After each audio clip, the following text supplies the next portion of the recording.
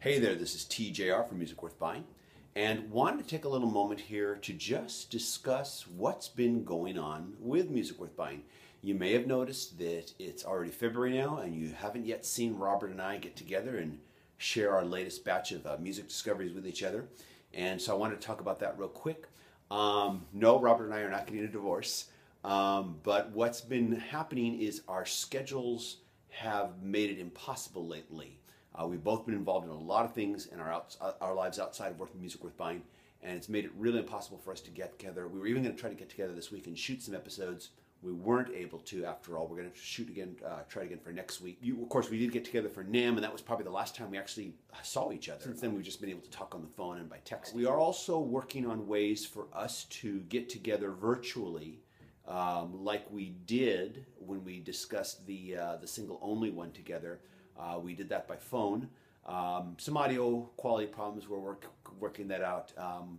We're not the most technically savvy guys in the world, but we've got some things in mind that we think are going to help fix that and allow us to also do the show virtually. We're welcoming suggestions on that too. If there's anybody out there that wants to recommend a software that we can use that will allow us to do the show together virtually, let us know if you have any recommendations about that. We'd appreciate it very, very much. Now, you also may have noticed there's been a lot of just solo album reviews happening. And this is because at the beginning of this year, I had a bit of a revelation about the channel and about how I've been personally approaching reviews and how we've been approaching them on the show. We have when we started the show, the idea was, we wanted to live with the albums a while, and we wanted to bring together only the stuff that we thought was just the very best of the best to recommend. And what I began to realize is that what happens when you do this, when you live with the album for a while, is by the time we talk about it, it's old news for most of the internet. Now, good music never goes out of style. If it's the first time you've ever heard the Beatles, it's new to you now, isn't it? This may not have been the best way to grow a viewership for the channel, which is something we want to do, of course. So I began to just have a revelation about how I approach my reviews. I began at the beginning of the year to listen to albums, which is what I normally do anyways. I listen to lots of albums. I begin to live with them for a while, and certain ones maybe I listen to less as time goes on. Certain ones I listen to more. The ones I gravitate towards more, the ones I bring on the show, the ones that I begin to really feel strongly about. Instead, what I'm doing is, as I'm listening now to each album, as the new releases come out and I'm listening to them and thinking about them, I begin jotting down my thoughts about them. I begin writing down what I think, and I begin to kind of realize that I can write first reaction reviews, which is what I'm calling these. These are my first reaction to albums. Now, because this is Music Worth Buying, and because we tend to gravitate towards what we want to recommend, we don't like to talk too much about what we don't like. Chances are, if something's not appealing to me, I'm just going to set it aside. I'm really not going to take the time to talk about it. There are a lot of albums that I find that I realize, I think this is good. It's not resonating with me that strongly. I think that some people would like this, though, that are out there listening. Those albums usually didn't make it to the show when I sat on the couch with Robert, so to speak.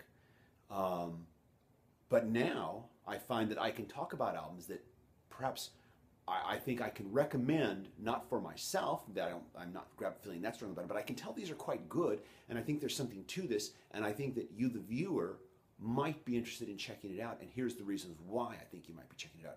So I think this is going to allow me to talk about a whole lot more albums than I previously did under the old set of guidelines that I gave myself when we started doing this show. I shared this with Robert. He likes the idea of it. Robert, of course, already writes for 2 print publications, and he writes reviews more than he brings onto the show. And I said, Robert, you just need to record your reviews and post them. These ones that you're already writing, go ahead and record them and post them, And so I think this is going to give us a chance to cover a lot more music, to recommend a lot more things to you, and hopefully to grow more of a viewership, which is what we want to do. So that's why you've been seeing these solo reviews, and I'm saying, to a certain extent, I am kind of dealing with a rating system. I'm trying to deal with a rating system of 5 stars, And once again, I'm kind of just like I said, only going for what really is appealing to me, or that I'm saying, hey, I think there's something to this. It may not be resonating with me completely. I may only give this personally 2 stars or 2.5 stars or 3 stars, but I feel like it's going to appeal to a certain, I think it's good though. I can tell that it's good, even if I may not bring it to the show. And not everything I'm featuring in these first reaction reviews is going to make it to the show when I sit down with Robert. I think it'll be interesting to see for you, the viewer, and for me as a listener. What am I checking out? What am I recommending? And then what's actually staying with me that I actually bring it to the show a couple weeks later when we'll talk about these albums again. And I'll get Robert's reaction. And Robert, of course, will get my reaction to the albums that he's writing and talking about. So that's kind of what's been going on with the show right now. And that's kind of what's going on in my head and what I shared with Robert and what we're going to try to do more of. Single of the week has kind of gone by the wayside. It was an experiment. I don't think it worked out. I think it's going to be replaced now with these first reaction reviews of full albums. Although I may occasionally reserve the right to talk about a single that I feel is exceptional, even though I don't want to talk about the album that much. I just want to talk about a particular single. We are going to try to do more discussion shows. Once again, we want to be able to do these virtually where we can just record it, maybe just audio, and then be able to post those and do those easily so we don't have to deal with schedules. We can just do it via phone. Classic album replay will continue. I'm going to get back to it. I'm going to get back to more of these in-depth reviews of albums. Though I'm kind of rethinking some of my philosophy. I'm not 100% sure.